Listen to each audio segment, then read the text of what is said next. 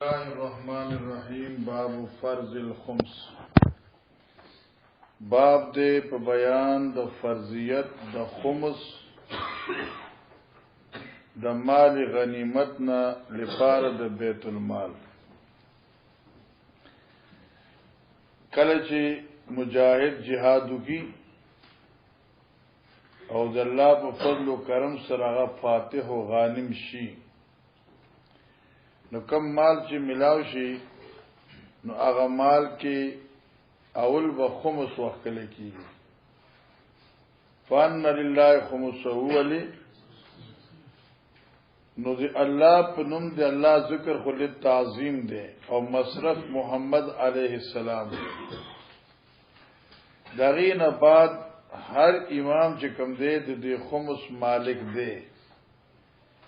لیکن دا خمس چې کوم ما امام اور بادشاہ ته ورکول کیږي دا د بادشاہ حق ملکی نه دی بلکې دا حق د تصرف دی او د بیت المال وی خو البته بادشاہ چې کوم دی په خپل ثواب دید به تقسیمي فان لله خمسا نو دلته دی فرض الخمس معنا بکو باب دې په بیان د فرضیت د خمس هغه مال اغستې شوی له طرفه د دشمن نه ټیک شو او دا خمس دې دا بیت المال ته حواله کیږي جی وبه قال حدثنا عبد الله بن يونس عن الزهري حدثني علي بن الحسين أن الحسين بن علي أخبر أن عليا كانت لي شارفا بالنسب من المغرب يوم بدر وكان النبي صلى الله عليه وسلم اعطاني شاربا من الخبز فلما رأته بس دغه دو ټکو کې د امام بخاری باب ترجمه وشوا چې اعطاني شارفا من الخمس نبی علیہ السلام ماته یو ځوان اوخرا کړو هغه د خمس نو او خمس د چاو د پیغمبر علیہ السلام بس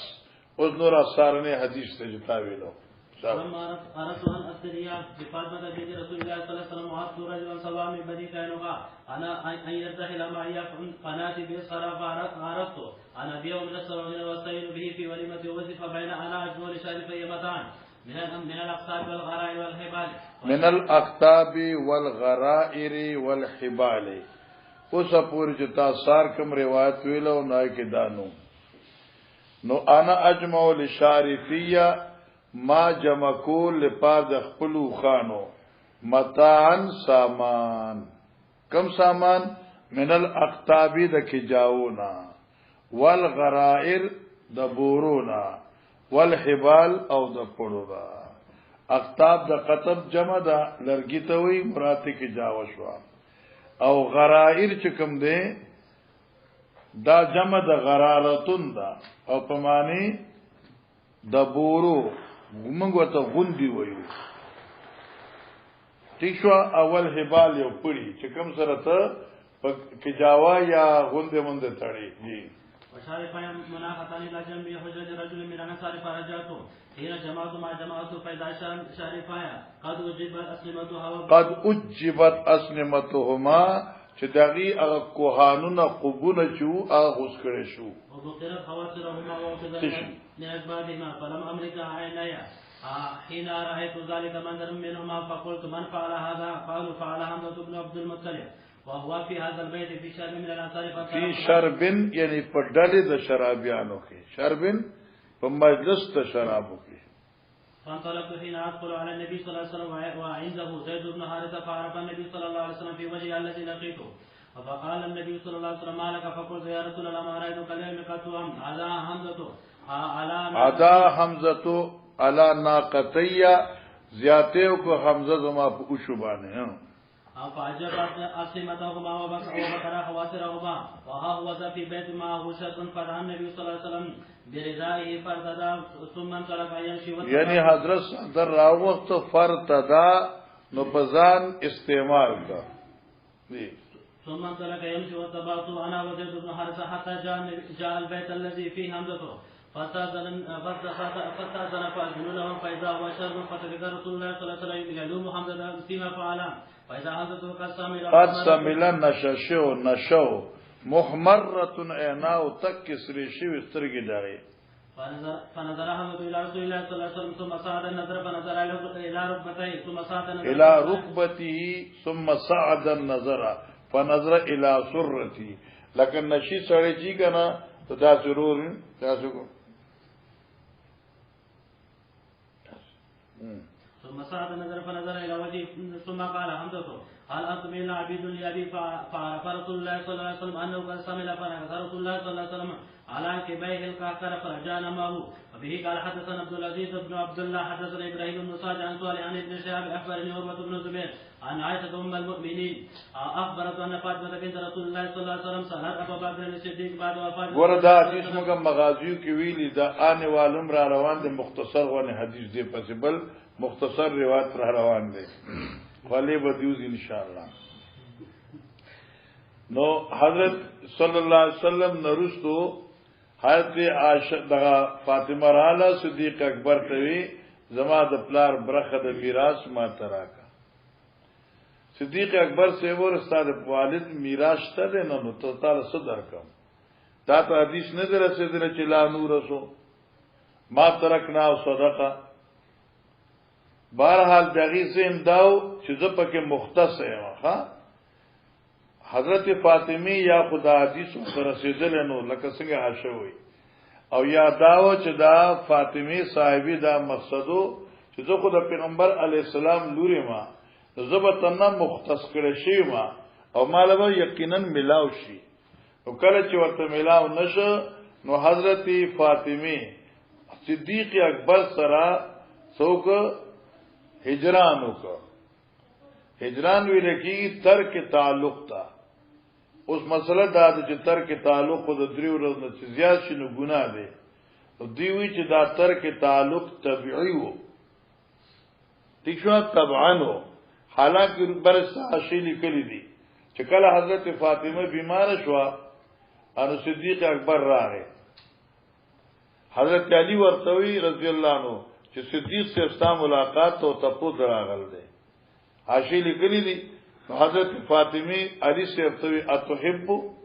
ته خو خیر چې صدیق سے دن راشي وی او اجازه ولوکا براشیار څه لیکل دی خدا به ته بیا ګوري کنه نو له به ګوري اکا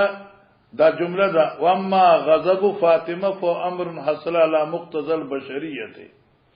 ٹھیک ہے کنه دا اوچت خبره ده. جی چلو أيسم لها ميراث ما ذكر رسول الله صلى الله عليه وسلم مما فعل الله عليه فقال لها أبو بكر إن رسول الله صلى الله عليه وسلم قال لا نورث ما تركنا صدقة فغضبت فاطمة بنت رسول الله صلى الله عليه وسلم فهاجرت أبا بكر فلم تزل مهاجرته حتى توفيت وعادت بعد رسول الله صلى الله عليه وسلم 6 أشهر قالت وكانت فاطمة تسأل أبا بكر نسيبها مما ترك رسول الله صلى الله عليه وسلم من خبر وصدقته بالمدينة فأبى أبو بكر عليها ذلك وقال لست تاركا شيئا كان رسول الله صلى الله عليه وسلم يعمل به إلا أني عملت به فإني أخشى إن تركت شيئا من أمره أن أزيا فأما صدقته بالمدينة فدفع عمر إلى علي وعباس وأما خيبر وفدق دا علي صاحب ته چې عمر صاحب ورکړو کنه دا تفویض تصرفی او تملیکی نو دا موږ کې ویل کنه ملکن نو دا صرف تصرفانو. فأمسكهما عمر وقال وما صدقة رسول الله صلى الله عليه وسلم كانت لحقوقه الذي ساروا ونوائبه وأمرهما إلى من ولي الأمر فقال وأمرهما يعني معاملة دوی دا عاشت چې ده کنه چې بیا ګوره نشپګم نمبر عاشت ده امرهما معنا معاملة دوی چې دا نو ولی الامر تدا ولی الامر بسوکی چې امیر به خلیفہ به. جی قال فهما على ذلك الى اليوم قال ابو عبد الله اعتراك افتعلت من عرفته حسبته ومنه ياروه واعتراني يعني دغه ده کنه دا عراق معنی ده. قال ابو عبد الله اعتراك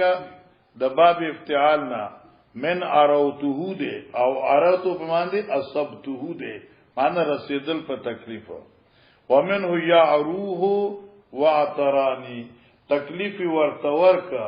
اور اے ترانی او رسول ماتا تا سورۃ ہود کی ویل لیکن اے ترا کا بازو آلیتنا بسوین. چلو وبه قال حدثنا اسحاق بن محمد الفراوي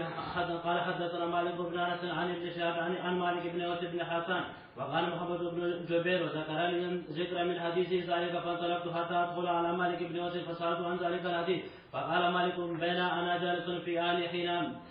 مدعى النهار سوى چرا اوچت شورز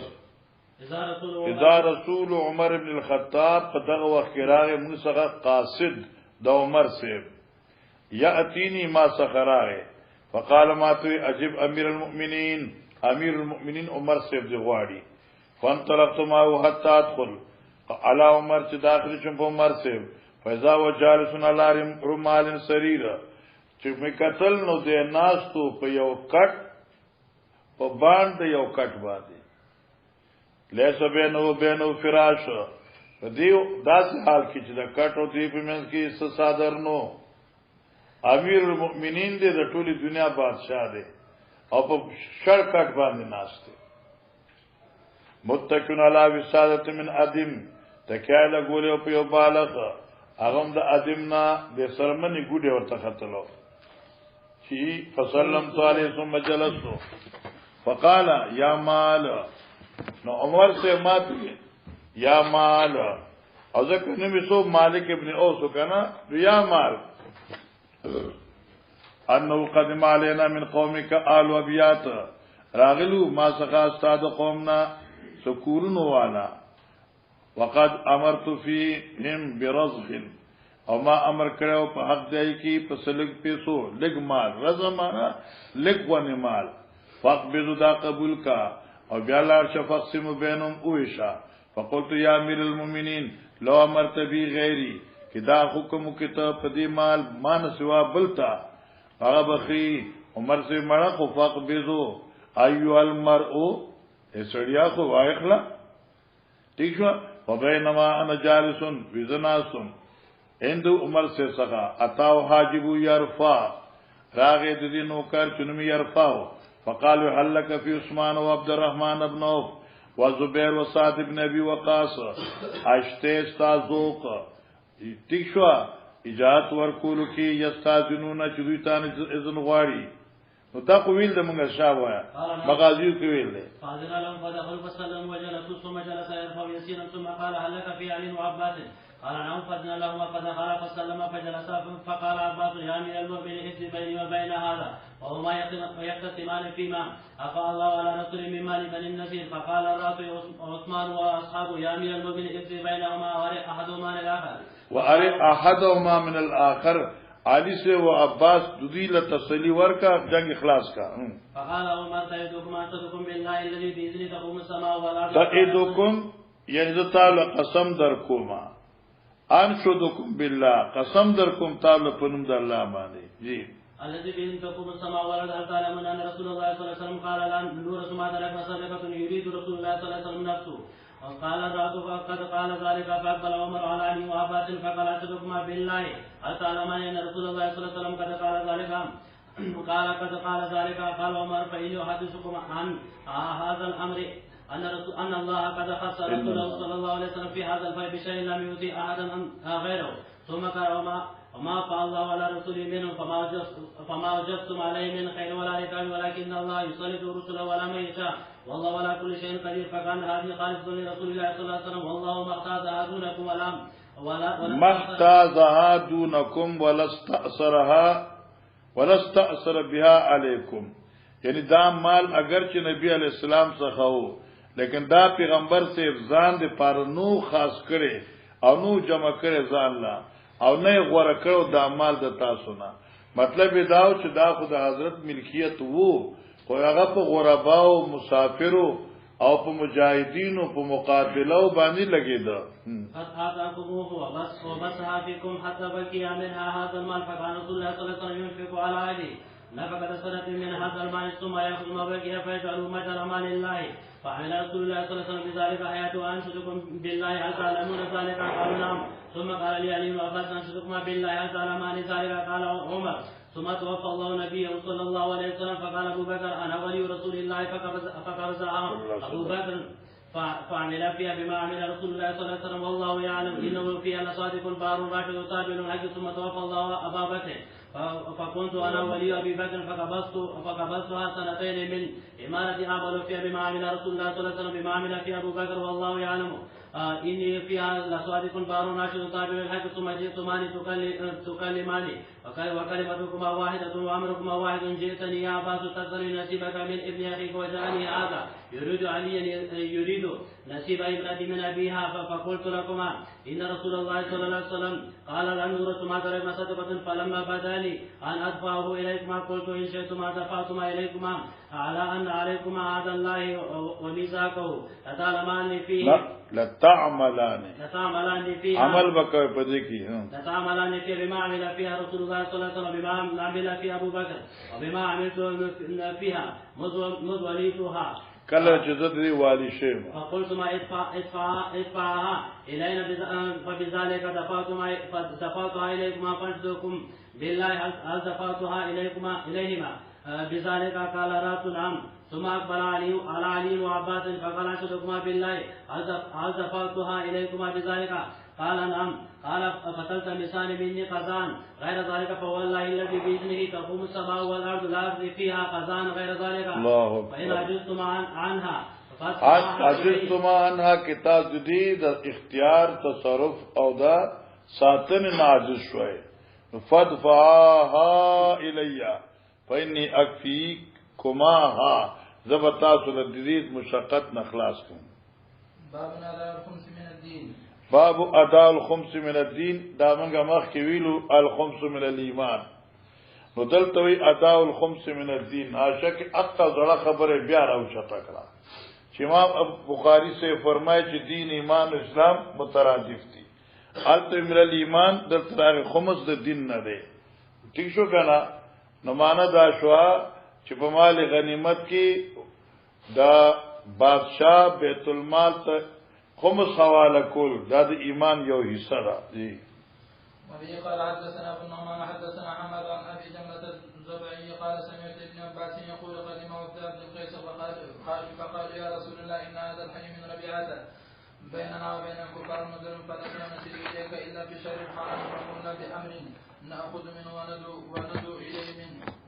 وراءنا قال امركم بارض ونهاكم عن ارض الايمان بالله شهاده ان لا اله الا الله وقدم بيدي واقام الصلاه وايتاء الزكاه وصيام رمضان وان تؤدوا الله خمس ما غنمتم وعناكم عن الدباء والنخيل والخمس والمزفر باب نفقة النساء النبي صلى الله عليه وسلم باب نفقة نساء النبي صلى الله عليه وسلم بعد وفاتی باب د بیان د خرج د بیبیانو د پیغمبر علی السلام پس د وفات د نبی علی السلام نا ګوره د مال فدق چو او د خیبر چې کوم برخه وا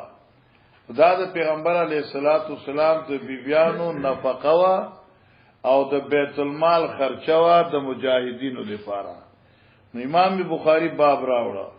چې ټیک د پیغمبر علی السلام ترکا داس نه د پاتې شوی چې پای کوي میراثي حکم مال چې پیغمبر سے د خیبر نزان له مختص کړو نو دغه مال مصرف اوسمشته چې ازواج مطهرات او دغه مصرف اوسمشته چې مقاتل دي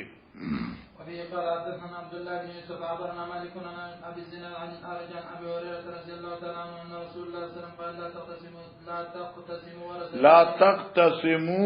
لا تقتسموا ورثتي دينارا اے آل بیت زما او نوی شی زما ترکه ګور یو دینار زما ترکه یو دینار او نوی شی ولی ما ترکتو بعد نفقت نسائی هغه شی چې ما پریخه ده پست نفقې د بیبیانو نه او پست مؤونت عامل نه او دا مؤونت عامل څه ته وایي سو خوې چې هغه کس چې دا نفقه راوړي ازواج مطهرات او خدمت لپاره او سو کې مؤونت عامل مشقت د سره امیر بادشاہ خلیفہ د بیبیانو د خرچي او د عامل د خرچي نه علاوه چې څه شي ده فوا صدقتون یاس معنا بدا څه کېخه ما ترکت بعد نفقه نساء و مونت عاملی و صدقه دا فو صدقه جواب د ما ترکت دی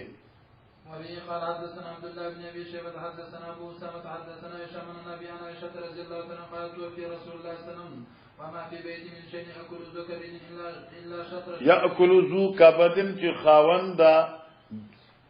خاوند جگر خړلې او مراتن ژوندې لې الا شطر شعير صرف نصف سواد وربشو فی رف لی زما په کندو کې تاک تم وی بوره تم وی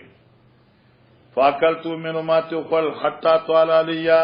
چې دا معاملہ په ما وګد شو نو فکلتو چې ما وجوکل نو ففنیا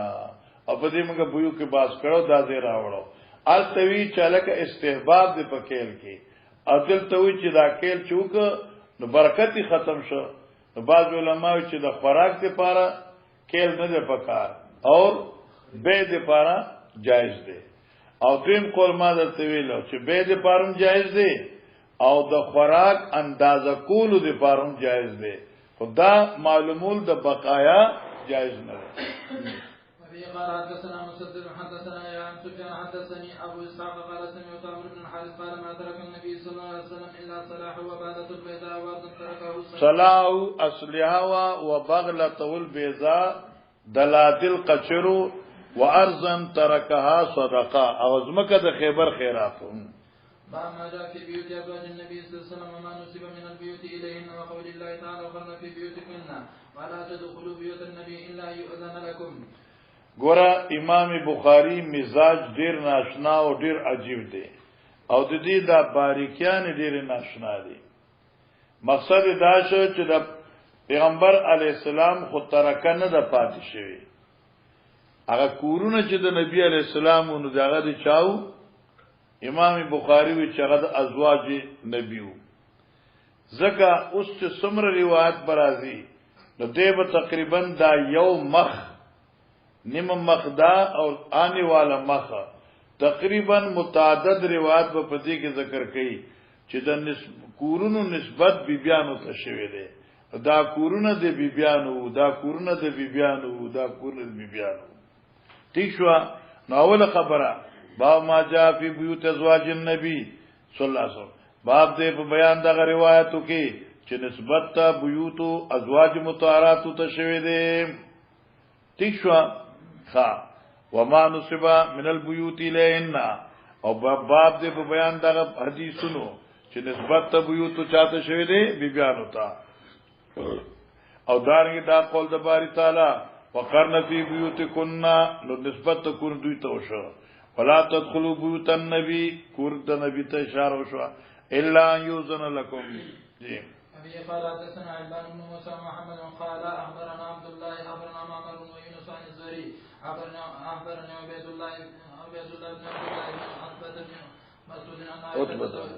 عائشة رضي الله عنها قالت لما سقل رسول الله صلى الله عليه وسلم استأذن ازواجه ان يمرض في بيته فاذن له لما سقلت بیماری سوا شوا استاذن ازواجه ان يمرض چې بیمار پرسی وکړي شي د حضرت فکور دا شکی نو فاذن له بیبیانو په اتفاق اجازه ورکړه. ابي قال حدثنا ابن ابي مريم حدثنا نافع قال سمعت ابن ابي مليكه قال قلت اشهدت في النبي صلى الله عليه وسلم في بيتي وفي نوبتي وبين سعري ونحن وجمع الله بين ګور عاشوي بیتي وفات شو حضرت فکور زما وفي نوبتي په نمبر زما وبين سحري ونحري. ګورا مولانا صاحبہ دا سحر او نهر سینه دا او سحر مرای دا نو حضرت سر مبارک دلته پروتو زما د سینې او د مرای میاس کېو او تکیا لګولې وا او حضرت بیمارو او جمع الله بین ریقی و ریقه او په دغه وخت کې حضرت لعاب زما لعاب الله جمع کړل هغه باندې حضرت عاشق دخلا عبدالرحمن بسواک زمارو راغی پلاس کی مسواکو فضاف النبی صلی اللہ علیہ وسلم عنہ حضرت کمزور شو استعمال د مسواک نا فاخذته نماد رون مسواک واغست بل د کتاویلی بیا می اوینز یا می غزه کټ ک بیا فمزغت نغافن لاندې می اوجو نو ثم سننته به بیا می حضرت په خله کې دا مسواک ما استعمال ک سننتو معنا اردو کې کوئی مسواک کروانا بیا می حضرت تا دا مسواک په خله کې استعمال ک یعنی ما غافن مبارک باندې مسواک وو جی قال حدثنا سعيد بن دا څه کوم دي حدثنا عبد الرحمن بن خالد عن ابن شهاب عن علي بن حسين ان سفية زوج النبي صلى الله عليه وسلم اخبرته انها جاءت رسول الله صلى الله عليه وسلم تزور وهو معتكف من المسجد في العشر الاواخر من رمضان ثم قامت قريب فقام مع رسول الله صلى الله عليه وسلم حتى اذا بلغ قريبا من باب المسجد عند باب ام سلمة زوج النبي صلى الله عليه وسلم بس ګوره باب ام سلمة زوج النبي بس خلاص امام بخاری حل شو مثلا چې دا کور نسبت ام سلمة ته شوی دی نو دا حدیث تعویل ده ها مر بما رجلان من الانصار فسلم على رسول الله صلى الله عليه وسلم ثم نفذ فقال لهما رسول الله صلى الله عليه وسلم على رزقكما دموه قال سبحان الله يا رسول الله وكبر عليه ما ذلك فقال رسول الله صلى الله عليه وسلم ان الشيطان يبلغ من الانسان مبلغ الدم وان خشيت يبلغ یعنی رسی په اعتبار د وسوسې په بدن د انسان کې اغازیونو د رسیدو د وینې ته وان خشيت ان يقذف في قلوبكما شيئا ابي قال حدثنا او ابراهيم زه یریدم ان یقذف چې وکړي په زونو سازو کې شیئا وسوسه ابي قال حدثنا ابراهيم بن منذر حدثنا انس بن عياض عن عبيد الله عن محمد بن يحيى بن حبان عن واسل بن حبان عن عبد الله بن عمر قال ارتقيت فوق بيت حفصة بس فوق بيت حفصة نسبت بيت حفصة توشجع حضرت بی بی وا فرأيت النبي صلى الله عليه وسلم يقضي حاجته مستدبر القبلة ومستقبل الشام او دا قد مرض ابي قال حدثنا ابراهيم بن منذر حدثنا د دلتم باشا کې دغه وی استقبال سبا بیا مراوړ لکه بس کله عائشة رضي الله تعالى عنها قالت كان رسول الله صلى الله عليه وسلم يصلي العصر والشمس لم تخرج من حجرتها او دا یعنی اغه نور شعاع حضرت عائشہ د کمرې نه نه وتلې دای باندې باس کړي چا ورغه وته نور طرف ته ورو کنه ٹھیک شو او یا چې کم دینو دیوال نه مندریو جی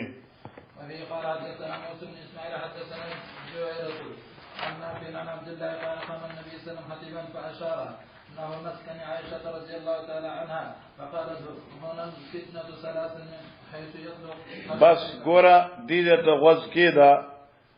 بعض خلق معنی کې حاشیه وال لډیر قار راغل دفدي اوشي قام النبي صلی الله علیه وسلم خطیبا وی پیغمبر علی السلام یو ورځ ودرید خطبه ویونکې فاشاره نحو مسکن عائشہ اشاره وکړه پیغمبر سے په طرف د کور د عائشہ بای فقال هنا الفتنه دې طرف نو فتنه وی سلاسن دریزلا من حيث يطلو قرن الشیطان چې کومځه کې راخکار کیږي قرن د شیطان یعنی کم طرف چې نور راخیږي د بعضی بدبخت خلق هغه وی چې پیغمبر علی السلام چې ناشتو عاشیه به کور ته اشاره وکړه چې د عاشیه د کور نه به فتنه پاسي خوشوي بر دی حاشی ډیر قار کړي دي وی بعضی بدبخت وی چې نبی اسلامي د عاشیه د کور نه فتنه و پاسي وی غیتا د سرنه د نحوی ترجمه را نغلا حضرت خوینه چې نحوه مسکن عائشہ من مسکن عائشہ یا فی مسکن عائشہ خو نه دی ویلي خو چې کم خلق دي شیا یا بدبخت زمانی خلق نای خدان له یو شی ګوري وی حضرت نو ویلي چې د عائشہ د کور نه فتنه پاسي نو سوال دا دی ډیر ز جواب بل کوه آی خو درته عاشق کوي چې دوی ظالمان د نحوی نه نه خبر نحوی خو نسبت دی دیم زه التتل مدینه ته دی خو منبر دی دی خو کور د عاشق دی دی خو مشرق دی کور د عاشق طرف ته دی طرف فتنه راځي کم قرن شیطان چې کوم خو نور راخیږي او که ته وای چې بدبخت بچیا چې عینه کور د عاشق دی دا شی کور خو غرض نه ختم شو چې کوم کور کوم رضوان حضرت پکې آرام فرماش نبی علیہ الصلوۃ والسلام خدا حضرت عائشہ په کور کې حضرت روزه شو کړه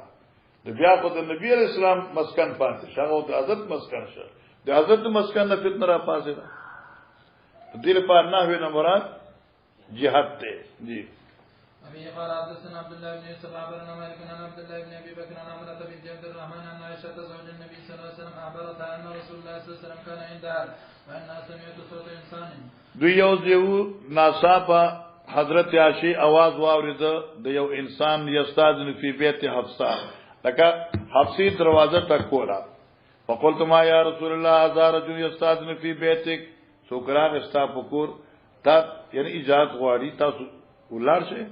نبی علیہ السلام اور او فلانا لعم حفصه من الرضاعه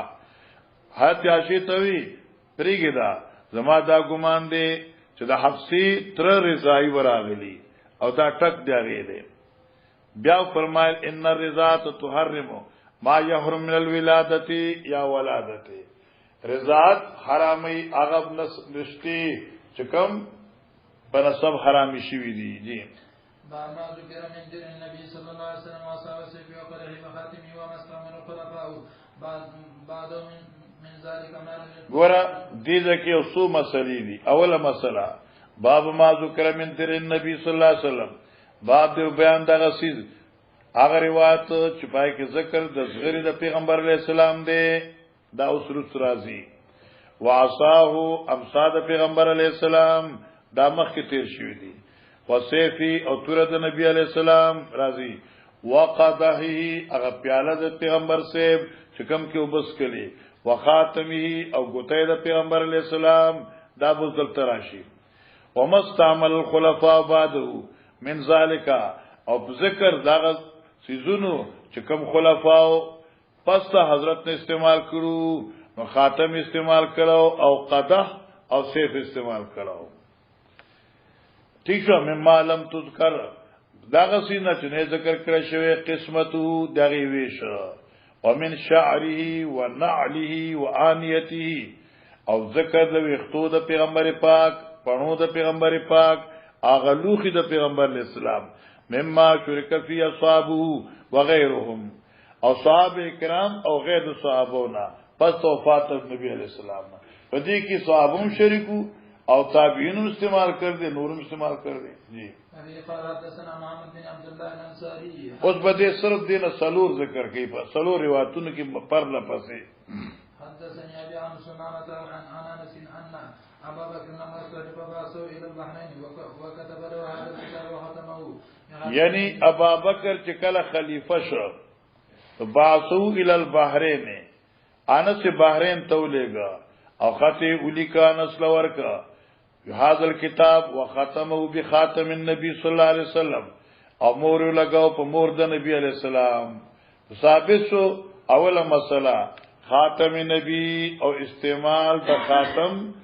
د ابو بکر پس نبینا وکانه نفس الخاتم ثلاثه اسطر محمد سطر ورسول سطر والله سطر معنی داسې وایخه محمد لیکل شو اسم محمد لیکل شو په یو لین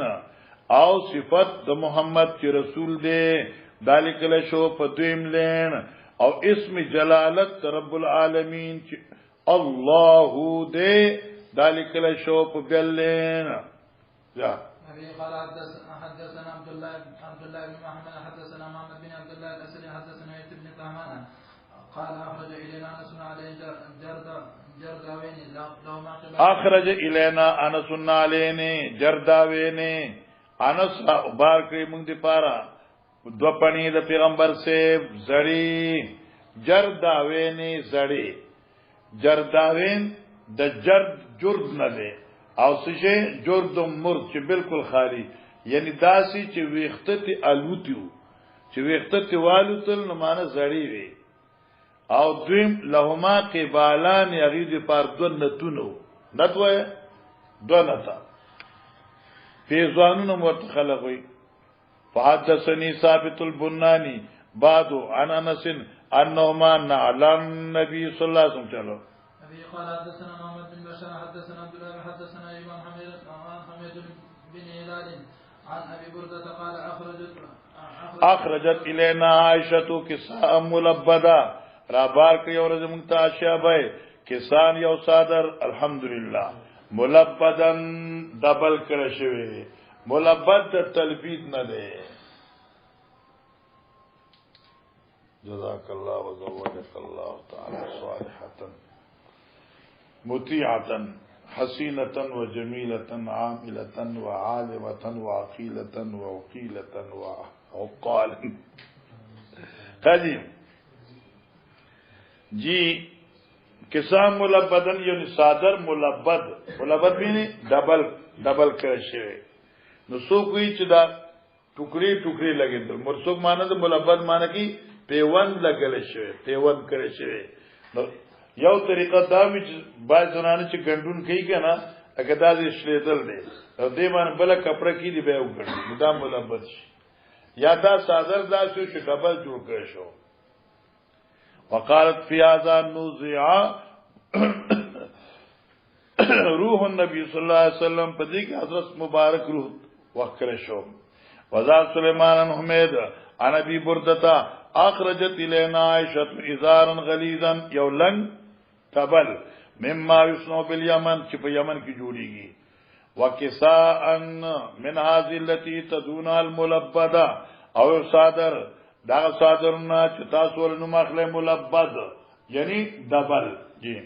وفي قال حدثنا عبدان عن ابي حمزه عن عاصم عن ابي سيرين عن انس بن مالك ان قد عن النبي صلى الله عليه وسلم انكسر فتح مكان بشکا پیغمبر علیہ السلام پیاله انکسر ما تشوا فتخذ مکان الشعب سلسله من فضه نو جوړ کړي شو هغه زید چاودي سلسله من فضه زنجیر د سپینو او خابو او مګم داسې پیاله استعمال کړی دي خلک به ګرځیدل پیاله روغي ماته سم نه کوي ا پیاله به چې ماته شو ناغي نه به داسې سپین تار به تاوک ورغی کې به نټونه واچول ا پیاله به وګندلا حضرت پیاله صلی الله علیه وسلم چې ماته شو د سپینو په تار باندې وګندل شو جی ما لیدلی و د پیغمبر صاحب دا پیاله و شربت فین اوی پیغمبر صاحب پیاله و صحابه استعمال کړي و عاصم تابعین استعمال کړه او دا څلور خبره ذکر شوي اوس نور خپل خبره کوي ما ته ویل چې التکی اساس ذکر رانغه سیر ذکر رانغه قدح د خاتم او د استعمال ذکر رانغه وفي قال حدثنا سعيد بن محمد الجرمي حدثنا يعقوب بن ابراهيم حدثنا ابي ان وليد بن كثير حدثوا عن محمد بن عمر عن حلحلة الدولي حدثوا عن ابن شهاب حدثوا عن علي بن حسين حدثوا ان حين قدم المدينة من عند يزيد بس ګورا توجه کوخا دا ان علي ابن حسين چره دا علي دا حسين زوی دا علي ابن ابي طالب نسیده او داغه علي ابن حسين دی چې په زین العابدین باندې مشهور دی دی وی چې دا علي ابن حسين دی بیانې چې قدم المدینه تا مدینه ترال من عند يزيد ابن معاويه لا طرفا د جیل د يزيد ابن معاويه نا یا شو لا طرفا د جیل د يزيد ابن معاويه جګړه شوه نو يزيد ابن معاويه دا علی سے اولاد دا بند کرو نسو زمانه چې تیر شوا نو دا علی زین العابدین یزید ابن معاویہ د جیل نخلاص کنو دی راغی مقتل حسین ابن علی نا کله هغه زمانہ د جنگ د حسین ابن علی چې کله یزید په زمانہ کې د حضرت حسین شهادت شو نو بیا د حضرت حسین اولاد شو نو دوی سمړ کړه سې کېس کړه بیا حضرت زین العابدین رها شو د جیل نراغه تیښو کنه نو لقیو مسور ابن مخرمه دې ته ملاو شو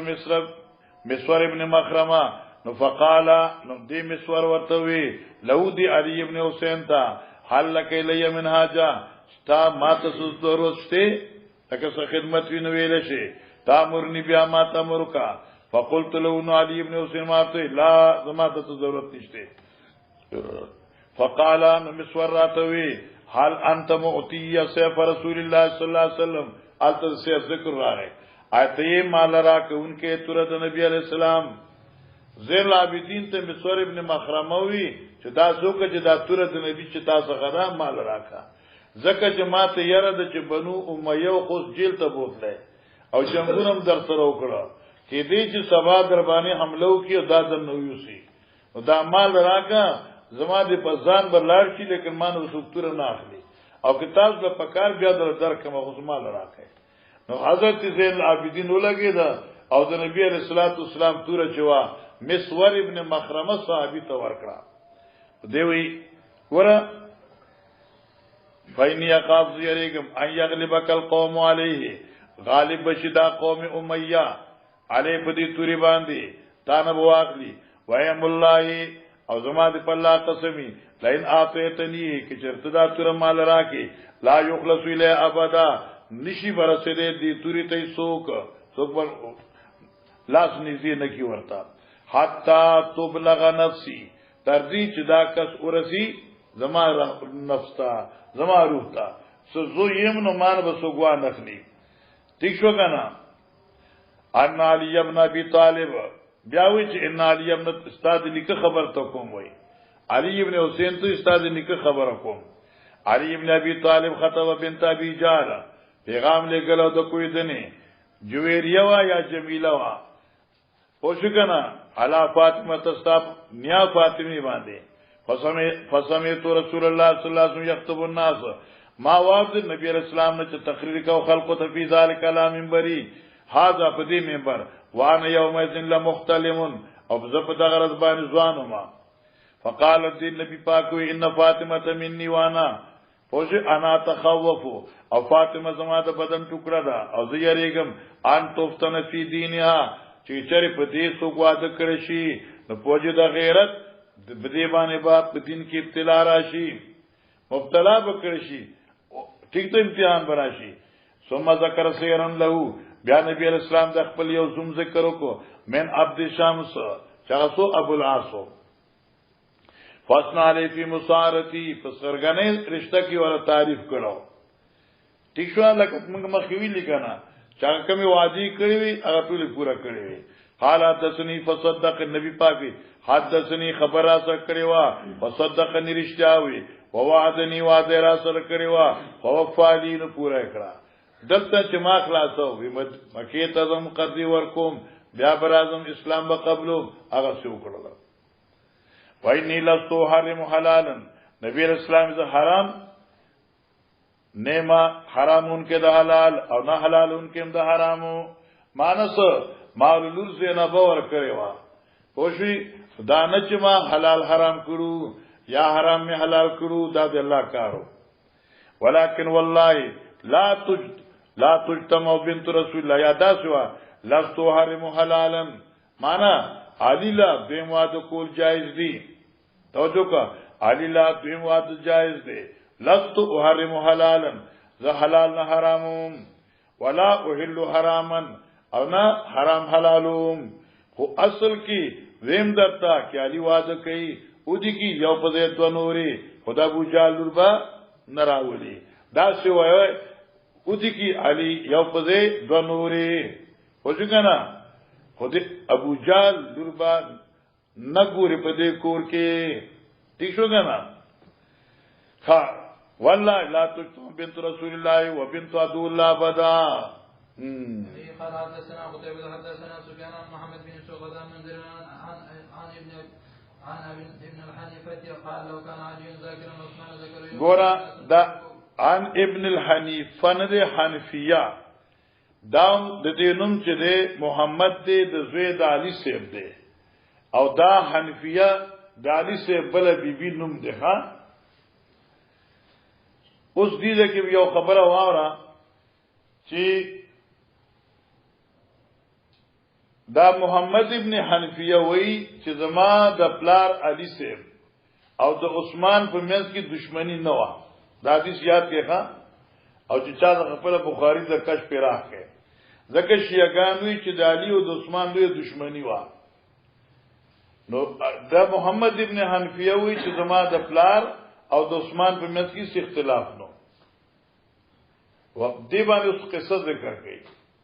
خو تاسو د قصه بیان کوم نو کته حدیث کې داس اختصار دی دیم حدیث چې وسه ټلکې نو مسله جوړیږي اے ما ته ګورا علي سے او دا عثمان په منځ کې اختلاف نو ځکه د عثمان د خلافت په زمانه کې د زکات په مسلې باندې مسله پیښه شو. حضرت علی سے ماتوي چې دا ما څخه مکتوب د پیغمبر علی السلام په مسلې د زکات لیکل شوی دی، کافی ښه مکتوب دی زکات داوسا عثمان څورکا او ته عثمان سے توایا چې زما پلار علی سے وی چې طریقہ او نصاب د نبی پاک په دې کې لیکل شوی دی. اوس چې دا خط التلاړ علی صاحب چوکت ورته چې واپس یوسا ما څنګه دې نقل شته، دا د تاریخ خبره شو. برها شوی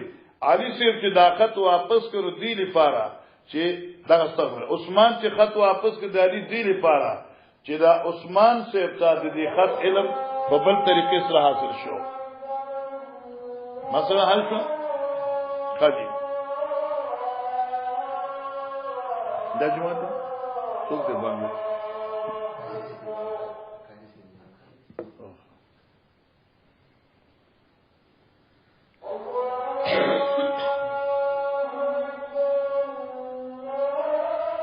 زخه आवाज سره دي کنه کنه بس واو ها فلاش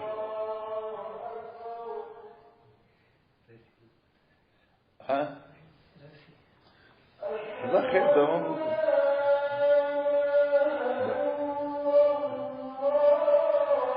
در بانک ماویل نقول خلاصې ته خو شو مختصر خلاصه وشو ترجمه ته غوږ وکړي. عن ابن الحنفیہ قال محمد ابن علی وی لو کان علی ذاکر عثمان کہ چروز ما پلار علی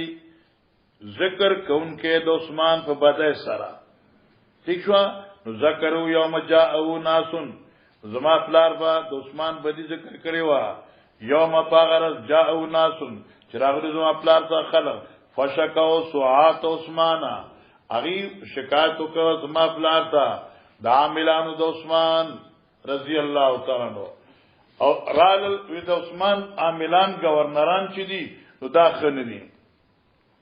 فقال لي علي بن ابي سماتوي بچو اذهب الى عثمان معنا کها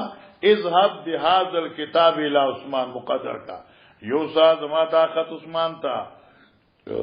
چې بکم کې د پیغمبر علی السلام د زکات تفصیل لیکل دی. اذهب بهذا المكتوب الى عثمان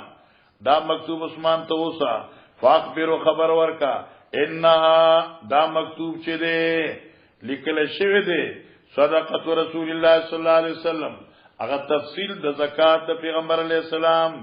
فمر سواتک حکم کا خپل گورنرانو ته یعملو بیا چې په دې عملو کې فاتحه بها دا ختم راوړ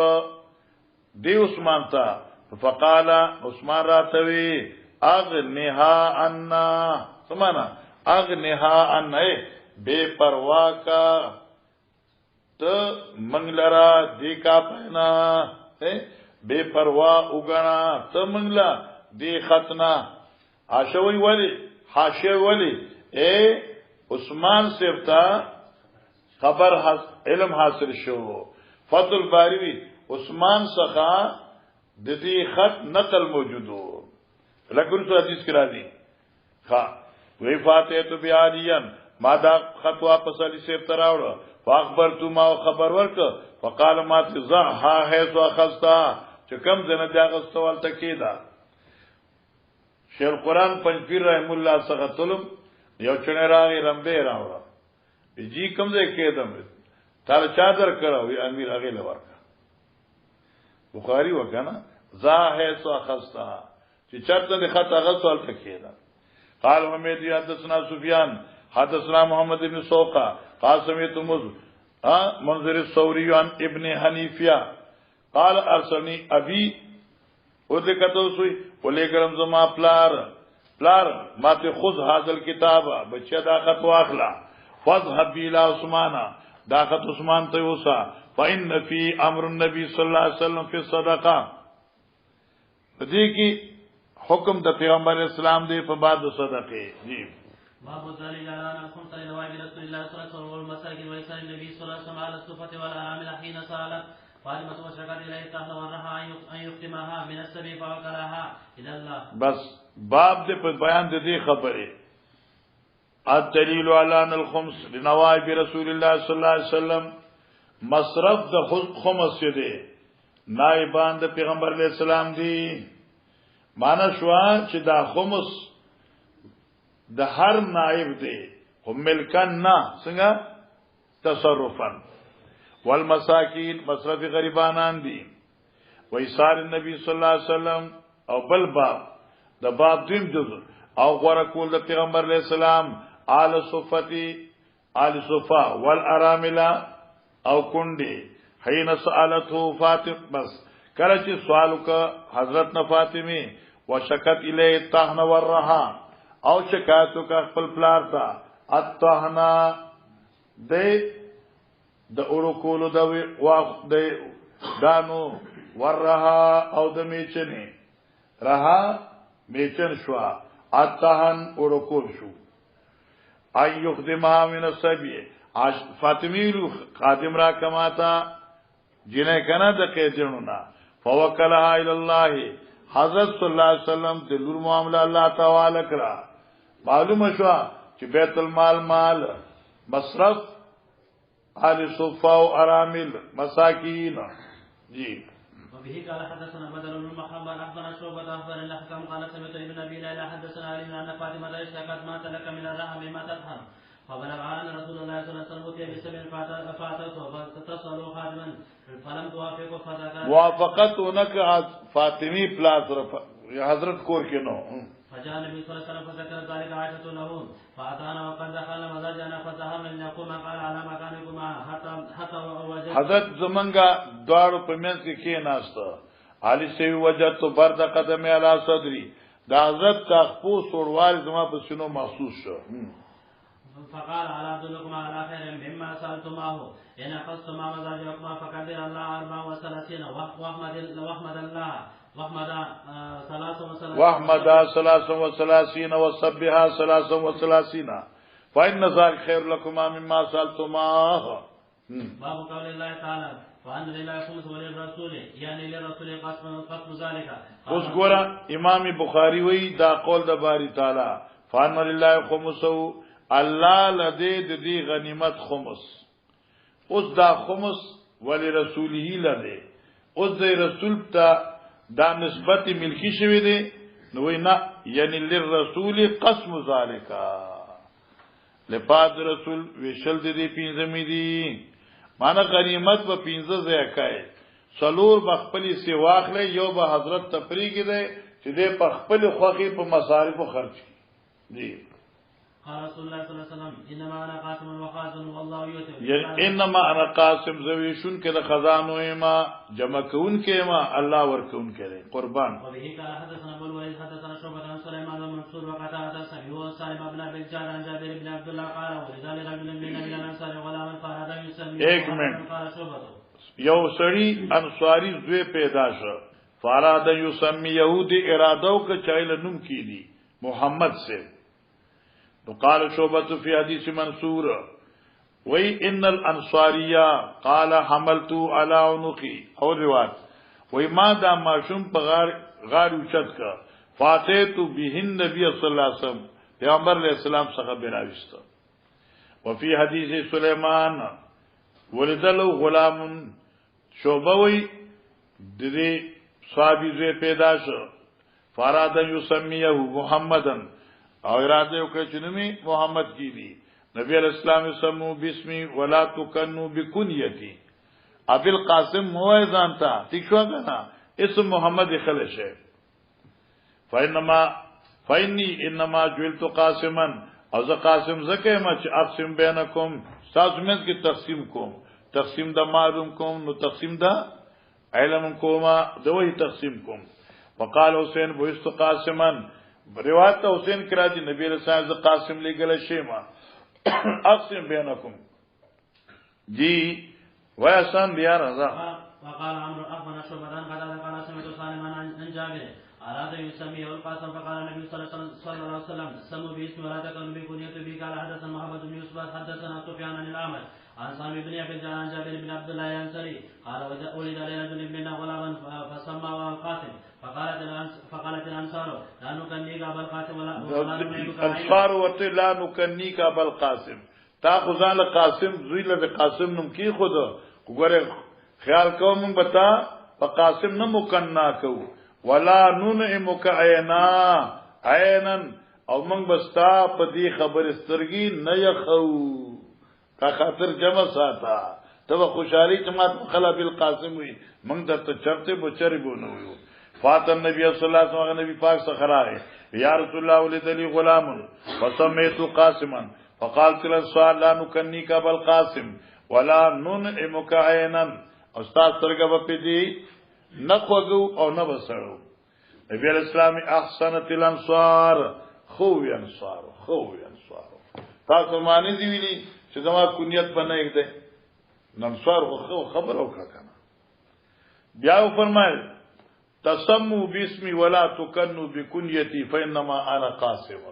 وای اولادات دوار دینی اوس علماء کی چردا سوي نو ګناه نشته ده ٹھیک شو جی قال حدثنا حبان بن موسى اخبرنا عبد الله عن يونس عن الزهري عن حبيب بن عبد الرحمن انه سمع معاويه يقول قال رسول الله صلى الله عليه وسلم يريد الله بخير الفقه في الدين والله الموت وانا القاسم الله ورکون کې د خزانو دی او زه ویشون کې د خزانو ما دا حدیث بزان سغولی کې چې کله بیا سورته توبه درس ورکوي نو آتان الله ورسول من فضله باندې دې حدیث ضرورت بیا التاسل ولا تزال هذه الأمة ظاهرين على من خالفهم حتى يأتي أمر الله وهم ظاهرون به. قال حدثنا محمد بن سنان حدثنا صالح حدثنا هلال عن عبد الرحمن بن أبي عمرو عن أبي هريرة أن رسول الله صلى الله عليه وسلم قال ما أطيق ولا أمنعكم إنما أنا قاسم عز وحيث أمرت به. قال حدثنا عبد الله بن يزيد حدثنا سيد بن أبي أيوب حدثني أبو الأسود عن ابن أبي عياش واسمه النعمان عن حولة الأنصارية قال سمعت النبي صلى الله عليه وسلم يقول إن رجالا يتخوزون إن رجالا بشك بعض کسان يتخوزون تصرف بکی فی مال الله فمال د الله کی بغیر حق په بیزایا يتصرف بکی په مال د مسلمانانو کې په باطله طریقې سره فلهم النار يوم القيامه چې چار بیت المال بیزایا خرج کړو جهنم ته وځي جی ما هو قول النبي صلى الله عليه وسلم حيث لكم الغنائم دا د دې امت فضیلت نبی علیہ السلام بطور تشکر فرمایلو چې موږ ته الله غنیمت حلال کړی دی جی شابه قال الله عز وجل وعليكم الله مغانم كثيرة تأخذونها فعجل لكم هذه الآية فهي للعامة حيث يبينه الله ایک منٹ دا بخاری دا وی فعجل لكم هذه اخلاص اوسوی فیا للعامة معنی کا دا قرآن په اصطلاح کی دا آیت عام دی چې مستحق د غنیمت هر څوک دی حتی یبینه الرسول صلی الله علیه وسلم تر دې چې د دې مصداق نبی بیان کې چاغه خاص دی د قران معلومه ده چې مصرف د غنیمت د دې عام دی حدیث بیان کې حضرت چې دا خاص دی کم ممن شهد البدر اي من شهد الحديبيه جی وبه قال حدثنا مسدد حدثنا خالد حدثنا حسين عن عامر عن عروة البارقي عن النبي صلى الله عليه وسلم قال خير ما كن في نواسي الخير الاجر والمال الى يوم القيامه. وبه قال حدثنا ابو اليمان اخبرنا شعيب حدثنا ابو زناد عن الأعرج عن ابي هريره ان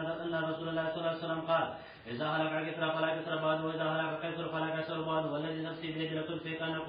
كنوزهم في سبيل الله. تاسو بخامه د دې خزانه په خپل ورز کوي خلق له خرچو. وبه قال حدثنا اسحاق سمع جرير عن عبد الملك عن جابر بن سمره قال قال رسول الله صلى الله عليه وسلم اذا هلك كسرى فلا كسرى بعد واذا هلك كسرى فلا كسرى بعد واذا هلك كسرى فلا كسرى بعد والذي نفسي بيده لتنفق ان كنوزهم في سبيل الله. وبه قال حدثنا محمد بن سنان حدثنا وشيخ عن حدثنا يسار حدثنا سيار حدثنا يزيد الفقير حدثنا جابر بن عبد الله قال قال رسول الله صلى الله عليه وسلم وحيلت لي الغنائم. وبه قال حدثنا اسماعيل حدثني مالك عن ابي الزناد عن الأعرج عن ابي هريره ان رسول الله صلى الله عليه وسلم قال تكفل الله لمن جاهد في سبيل لا يخرج الا الجهاد في سبيله وتصديق كلماته. یعنی تکفل الله ذمہواری هغه سده لپاره هغه چا چې jihad کې پلار د الله کې نو باز دیر کور نه مگر jihad پلار د الله کې او نو باز دیر د کور نه مگر تصدیق کلماتی د الله د قران تصدیق نو الله وی بان يدخلوا الجنه الله بل جنت ورکی او يرجو الى مسكنه الذي خرج منه یا بروغ واپس کی هغه کور ته کوم نه دی وتلو مع ما نال من اجر او غنیمت معنا کا وغنیمت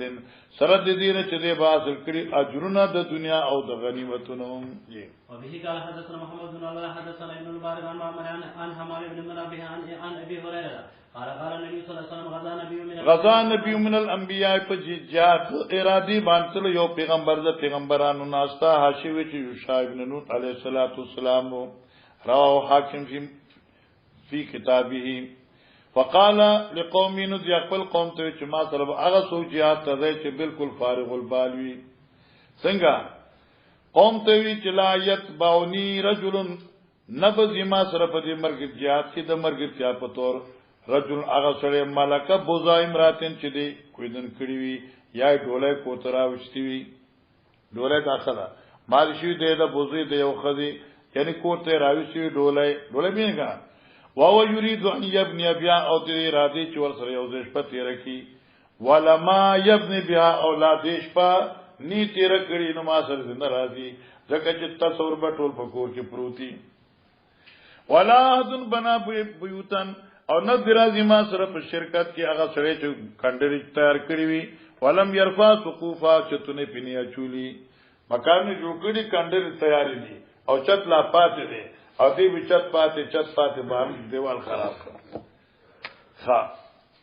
ولا حدن اشتراغ نمن او ندی راځي ما سره سره چې کډي بيزي اغستوي او خلافات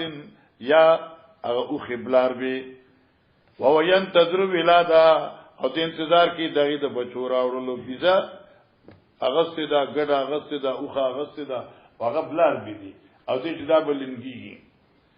نو داخله د نه ذکر دې دانیت برسو پاتې وي او تو تشويش به ورته ها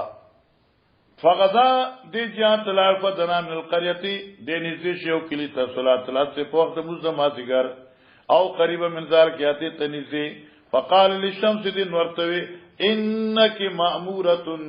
اے نوري ته ماموره څوک سره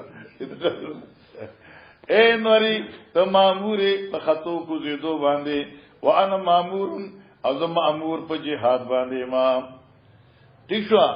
اسما تاسو الله ویل دي چې خېجا کوزيګا ما ته زماره به چې جهاد وکا راځي لګي اتفاق کو بیاغه څنګه وی اللهم احبسا الله لګي ساره کوم باندې چې موږ دا کله فتح کو نفاح بسات ماشاءالله الله مهربان په دې وخت کې توسیر راويست نور ورته ودرو حتا فتح الله ولې چې کله فتح فجمع الغنائم غنیمتونه جمع شو فجات یعنی النار اور راغه لتاكلا چې اخري دې لرا فلم تطعمها وینخور ای زمانہ کې غنیمتونه شو نغبا استعمال دلنا غنیمت به مجاهدینو جمع او اسمان ابو راغه ابو اسد نو دای قبولیت وو ودلته چې اور راغه نو یې نصرول دیکھ شو فقال حضرت دی پیغمبر چې نفیکم غلولن پتال کې خیانت دے یہ تاسو دې مال غنیمت نو شي پټ کړی دے فلیبایونی نو پس ما سره بیعت وکړه تاسو ټول من کل قبیله رجلن هر یو قبیله نه یو رجل دراشي ما تلاش کې بیعت وکي نو فلذقت ید رجل بیدی هر یو سره براته بیعت وکاو نو یو راي الله سکی خود نو بس کړی دا غل ده بیا پیغمبر دغه پیغمبر وی فیکم الغلول پتاس کی خیانت تے فل یبایعنی یا فل تبایعنی بیاتیو کی ما سرا یعنی قبیلتو کستا قبیلہ فلزقت ید رجلین او سلاست دو کسان لا سنده حضرت لا سرم خطر یاد دریو دا دی اغی دا خیانت نخوا نبی اغی پیغمبر فیکم الغلول نفجاؤ برأس راوردی پا مقدار دیو سر مثل راس بقرتن په مقدار د سر د غوی من الذاب د سرونه سړي سامونو خو ځکه یې دور مال هو کنه فوضوها نغی کی خود نو فجات النار نراغ اور اکلتا نغ غوی سره خوړ ثم حل الله لنا الغنائم نبی پاک بیا الله پاک ته غنیمتونه حلال کړ ضعفنا الله کا قتل و زمن کمزور کیا وعجزنا او عجز زمونږه فاحلها لنا موږ دې پاره حلال کړو موږ درس بلغ ونه لمن شهد الوقع. الرحمن الرحيم. الغنيمة لمن شهد الوقعة. ګوره امام بخاری دې ځای دا کوي چې مخکیات کې تاسو وی چې غنیمت د مسلمانانو دی نو آیا مطلقی هر مسلمان د پاره د غنیمت کې برخه ده یا صدیقی خواص مراد دي امام بخاری وی سر بسخو گئے ولمن شهد الوقعه غنیمت مستحق هغه مسلمان دی چې په میدان جنگ کې حاضر شي وي او چې کوم سره میدان جنگ کې نه حاضر نو هغه ته غنیمت نه ملایي بس جی. وبه قال حدثنا صدقة أخبرنا عبد الرحمن عن مالك عن زيد بن أسلم عن أبيه قال قال عمر لولا عشر المسلمين ما فتحت قرية. دا حدیث تامخ کې ویل کې اخري مسلمانانو ما ته خطر نه وي چې بے مال و پاتې شي نو ما چې کمزه فتح کوله او ما ویشو جی. وما قسم النبي صلى الله عليه وسلم خيبر باب من قال للمغنم هل ينقص من أجره. دا ګوره استفهام دې سوال دی مولانا کتا مخ کی ویلی چلکا دا جهاد مجاهد په درې قسمه یو صرف دې لپاره چې لتكون کلمت الله هي العليا یو دای چې فقط للمغنم دی او یو فقط للریا دی نو کوم خلک چې فساد د نیت باندې وی للمغنم وللریا وی نو بس انما الاعمال بالنیات دی او چې مقصد د یو مجاهد کلمت الله د تكون کلمت الله العليا چې د الله خبره غالب شي هغه د لپاره اجر دی جی. وبه قال حدثنا محمد بن بشار حدثنا عمر حدثنا شعبة عن عمرو قال سمعت أبا وائل حدثنا أبو موسى الأشعري قال قال نبي النبي صلى الله عليه وسلم أي الرجل يقاتل المغنم والرجل يقاتل یو سره جنگ کې غنیمت حصول لپاره بل سره جنگ کې لیوز کارا چې دغه په مجالسو کې تذکره وشي ويقاتل ليوريا مکانه چولی دیشی دغه هغه مکان شجاعت او بہادری من فی سبیل الله نو قال من قاتل تكون كلمه الله هي العليا فهو في سبيل الله معلومه شو چې من قاتل المغنم هل ينقص من اجري جواب نعم. چلو او قسمت الامام ما يتم عليه ويحب لمن لم يحضر او غاب عنه. ګورا علماء کرام مخ کی حدیث کې دا بیان شو چې د غنیمت مستحق هغه څوک دی چې شهیدل وقاتا اوس دې ځکه یو مسأله بل ذکر کیږي ٹھیک شو مسأله دا ده چې چېرې امیر ته مسلمان ته بادشاہ ته غنایم ملاو شو سيزونه ملاو شو اوس کی چرده حاضرینو ته ورکی او پدې کې لگا غیر حاضر لکه عبدالجلیل شو مثلا دین اوس مکه غنیمت خو منګه وې شګانا نو اوس کی چرې مثلا حاضرین ته ورکی او غائب له حصہ کی دي نو جائز ده وی او جائز ده لکه پیغمبر علیہ السلام د کوټو رااله او نبی علیہ الصلوۃ والسلام مسور د پارا یو کوټ خمزدار کې خدا زکه چې دې مزاجن لغونی سختو خلو نو لہذا حضرت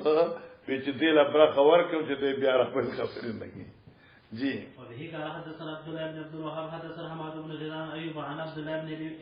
الله بن ابي ملائكه ان النبي صلى الله عليه وسلم وجد له اقبيه من جبال اقبيه د قباګانو جمع ده قبا جمع ده معنا کوټونه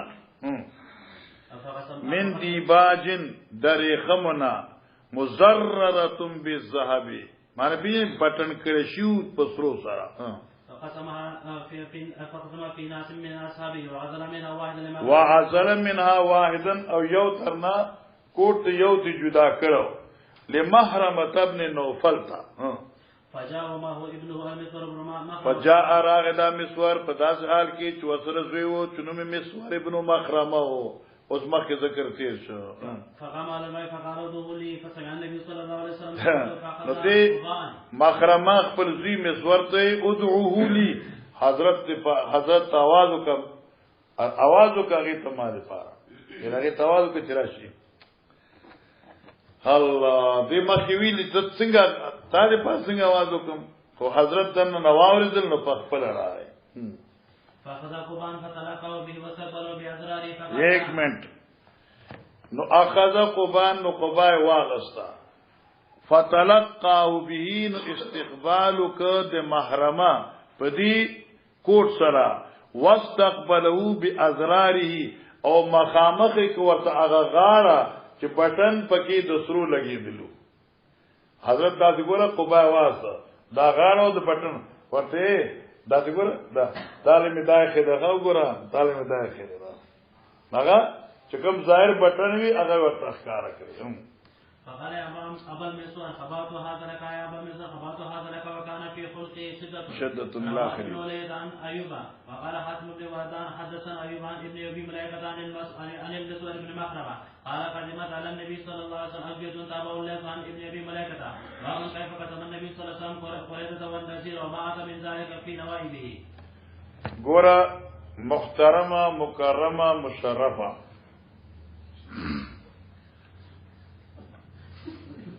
هغه مشرف نه ده سره تاسو چې بخبره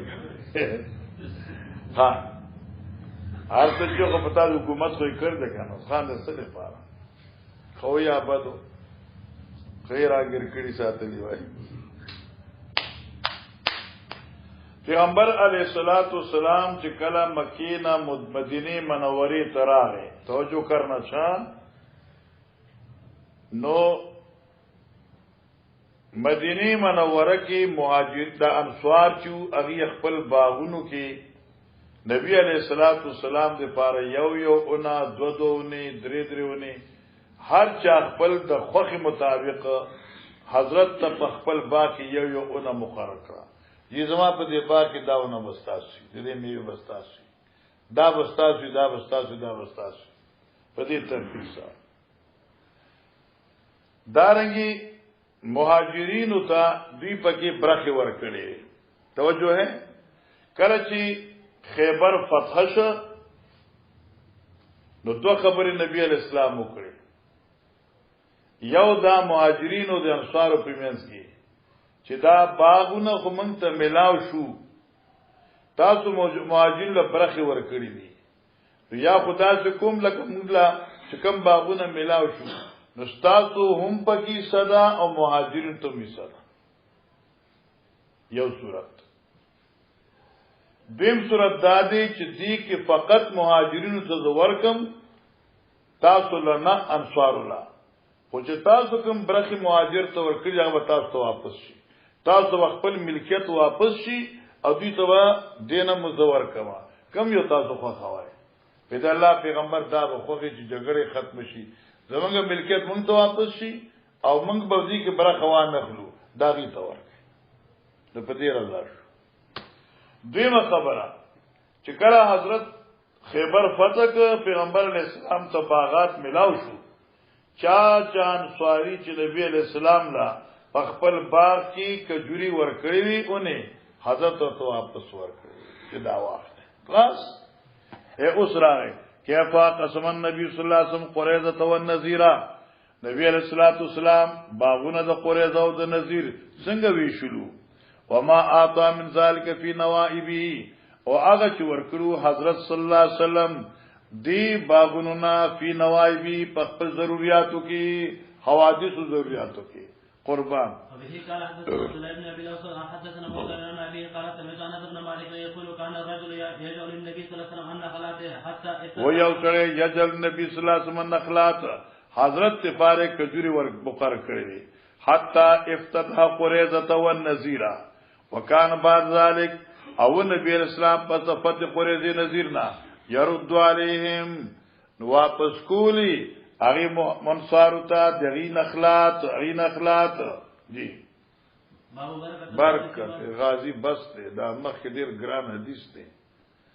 برکت الغازی چې دی نو دا بخاری کې ګران حدیث ته او دې کې بتاو څه قصو کوم بیا به پولیس کتاب بم تاسو راوړم او هغه